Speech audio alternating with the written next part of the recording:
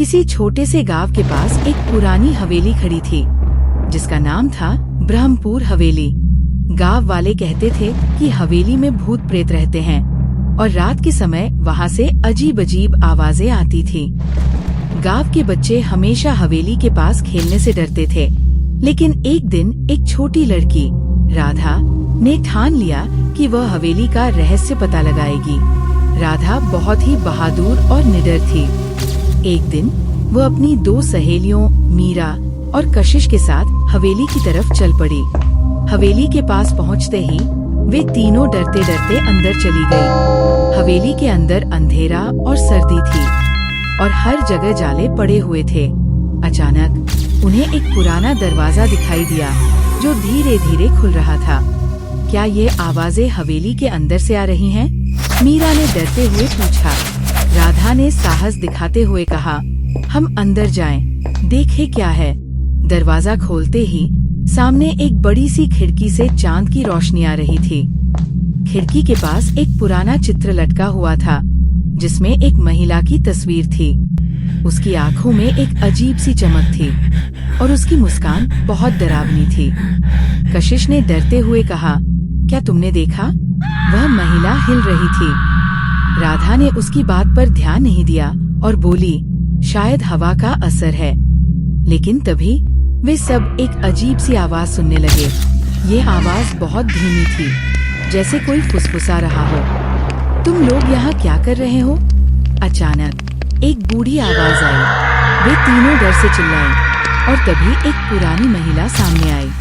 वह काले कपड़े में लिपटी हुई थी और उसकी आंखें ऐसी थी जैसे वो कई सालों से किसी को नहीं देखी हो। तुम लोग यहाँ कैसे आए? महिला ने फिर से पूछा। राधा ने साहस जुटाकर कहा, हम हवेली का रहस्य जानना चाहते थे। महिला मुस्कुराई और बोली, तुमने सही किया कि मुझे ढूंढ लिया। ये हवेली मेरी है, लेकिन ये सच नहीं है कि मैं भूत हूँ। मैं अपनी मम्मी और पापा के साथ यहाँ रहती थी, लेकिन एक दिन एक तांत्रिक ने हमारे घर पर जादू किया। तभी से हवेली में अजीब अजीब घटनाएं होने लगी। मैं यहाँ सालों से फंसी हूँ, लेकिन अब तुम लोगों की मदद से मैं वापस अपने परिवार के पास जा सकती हूँ। राधा और उसकी सहेलियां घबराए बिना महिला के पास आईं। महिला ने उनसे कहा, तुम्हें मेरी मदद करनी होगी। एक पुराने कांच की घड़ी को ढूंढो जो हवेली के तहखाने में छुपी हुई है। वह घड़ी ही मुझे मेरी असल दुनिया में वापस जाने का रास्ता दिखाएगी।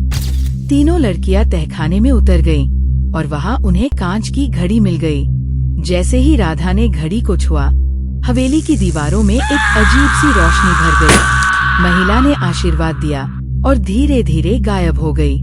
उसके बाद हवेली में कभी भी अजीब घटनाएं नहीं हुई। राधा और उसकी सहेलियां गांव लौट आई और सबको बताया कि हवेली अब पूरी तरह से सुरक्षित है। गांव वाले कहते थे कि अब हवेली में एक शांतिपूर्ण माहौल है और बच्चों को अब वहाँ डरने की जरूरत नहीं है। और राधा को हमेशा याद रहता था कि अगर दिल में साहस हो तो कोई भी डर जीतना मुश्किल नहीं होता। समाप्त। अंत में, अगर आपको हमारी ये कहानी पसंद आई हो तो चैनल को सब्सक्राइब करना न भूलें और हाँ, इस मजेदार कहानी को अपने दोस्तों के साथ शेयर जरूर करना।